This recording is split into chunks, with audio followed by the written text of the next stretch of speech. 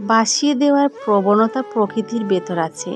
সে জ্যোৎস্না দিয়ে বাসিয়ে দেয়, বৃষ্টি দিয়ে বাসিয়ে দেয়, তুষারপাত দিয়ে বাসিয়ে দেয়। আবার প্রবল প্রেম, প্রবল বেদনা দিয়েও তার সৃষ্ট জগৎকে বাসিয়ে দেয়। সত্য বলার কারণে যদি তোমার চারপাশের প্রিয়জন সরে দাঁড়ায়, তবে মনে রেখো তুমি এতদিন আবর্জনাগুলোকে আগলে রেখেছিলে।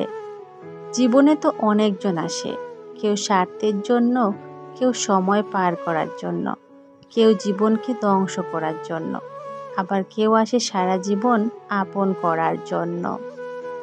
নৌকার গুণ যেমন নৌকাকে বাঁধিয়া লইয়া যায়, যথার্থ প্রেম তেমনি কাহাকেও বাঁধিয়া রাখিয়া দেয় না, কিন্তু বাঁধিয়া লইয়া যায়। আমার এই আমির মধ্যে যদি ব্যর্থতা থাকে, তবে অন্য কোনো আমিত্ব লাভ করিয়া তাহা হইতে নিষ্কৃতি পাইব না।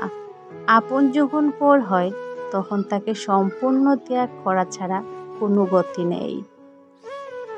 আমি হিন্দু, আমি মুসলমান, এই কথা শুনতে শুনতে কান জ্বালাপালা হয়ে গেল। কিন্তু আমি মানুষ, একথা কাউকে বলতে শুনি না।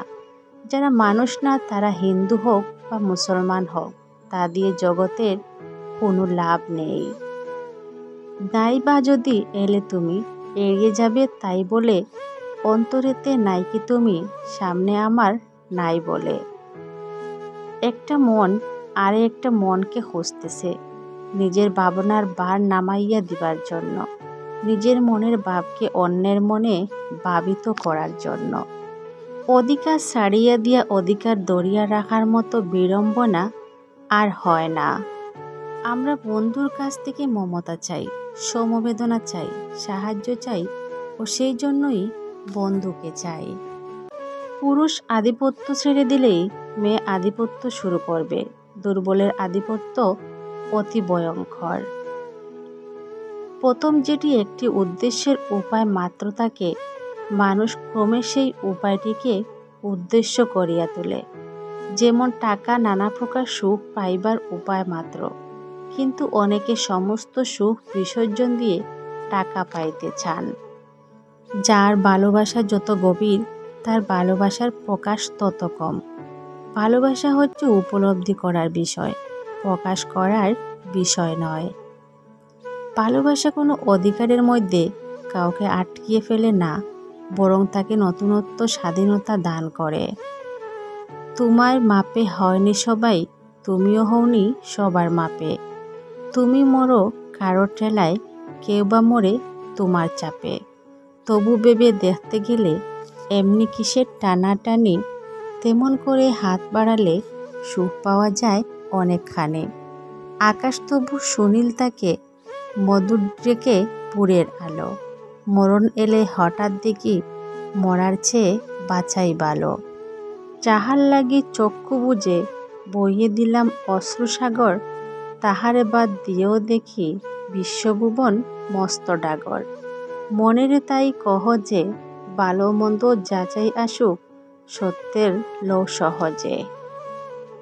তিনটি জিনিস ফিরে আসে না, সময়, কথা ও সুযোগ। তিনটি জিনিস হারানো ঠিক না, শান্তি, আশা ও সততা। তিনটি জিনিস সহজ না, স্বপ্ন, সফলতা ও ভবিষ্যৎ। তিনটা জিনিসে পতন হয়, অহংকার, মিথ্যা ও ঘৃণা। তিনটা জিনিস খুব দামি, ভালোবাসা, আত্মবিশ্বাস ও বন্ধুত্ব। সোহাগের সঙ্গে রাগ না মিশিলে ভালোবাসার স্বাদ থাকে না, তরকারিতে লঙ্কা মরিচের মতো। যারা বেশি কথা বলে তারা মনের দিক থেকে পরিষ্কার হয়। আমি ভাবি তোমাকে ছাড়া আমার সবই অপূর্ণ, কিন্তু দিন শেষে আমাকে ছাড়াই তুমি পরিপূর্ণ। তবে তিলে তিলে নিঃস্ব হয়ে যাচ্ছি কার জন্য? প্রশ্ন রেখে গেলাম তোমার জন্য। সময় করে উত্তর দিও, পারলেই শুধু আমার জন্য প্রিয়, আরও একবার জন্ম নিও। নিভে যাওয়া সিগারেটের মতো জীবনটা ধুকে ধুকে জ্বলছিল, কিন্তু শেষে অবশিষ্ট রইল শুধু গন্ধ আর একটু ছাই। মেয়েদের মন পৃথিবীর সবচেয়ে স্পর্শকর জায়গা। এই মন অনেক সময় কঠিন জিনিস সহজে মেনে নেয়, আবার অনেক সময় সহজ জিনিস মেনে নিতে পারে না। কেউ কাউকে ছাড়া বাঁচবে না, এটা খুব বাজে রকমের মিথ্যা কথা। সবাই বাঁচে, খুব ভালোভাবেই বাঁচে, মরে যায় শুধু স্বপ্নগুলো। ভালোবাসা চিরকাল বেঁচে থাকে, কখনো কবিতা হয়ে, কখনো গল্প হয়ে, কখনো স্মৃতি হয়ে, কখনো আবার কারো চোখের জল হয়ে।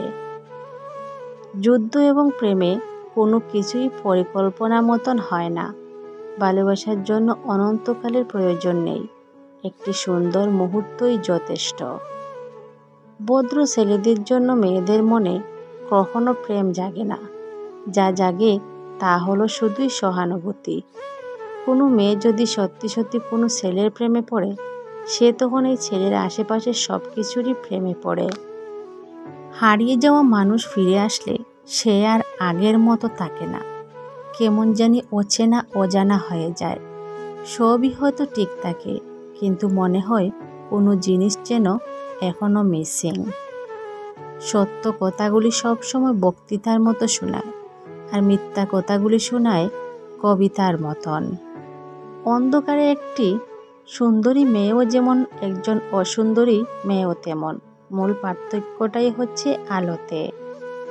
পৃথিবীর সব নারীর ডাক আপনি উপেক্ষা করতে পারবেন, কিন্তু মায়ের ডাক উপেক্ষা করার মতো ক্ষমতা আপনার নেই। অনেকদিন পর মেয়ে বন্ধুরা একত্রিত হলে একটা দারুণ ব্যাপার হয়। আচমকা সবার বয়স কমে যায়। প্রতিনিয়ত মনে হয় বেঁচে থাকাটা কি দারুণ সুখের ব্যাপার। যখন কোনো সমস্যা আসবে, তখন সমস্যাটাকে একটা বস্তুর মতো তোমার সামনের টেবিলে রাখবে, নানান দিক থেকে সমস্যাটা দেখবে। একসময় লক্ষ্য করবে সমস্যাটার একটা দুর্বল দিক আছে, তুমি আক্রমণ করবে সেই দুর্বল দিকে।